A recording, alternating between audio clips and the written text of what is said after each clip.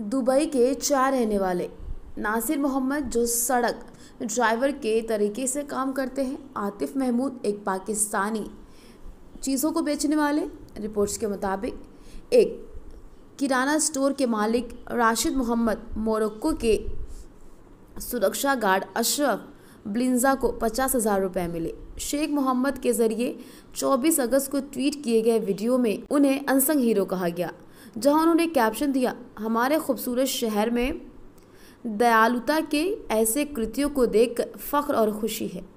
जो कोई भी इन गुमनाम नायकों की पहचान करता है, शुक्रिया, हमारी मदद करे। वीडियो फौरन वायरल हो गया। इसके साथ ही इस वारदात से पहले एक दूसरे को कोई जानने वाला नहीं था। अनसंग नायकों की पहचान सामने आई।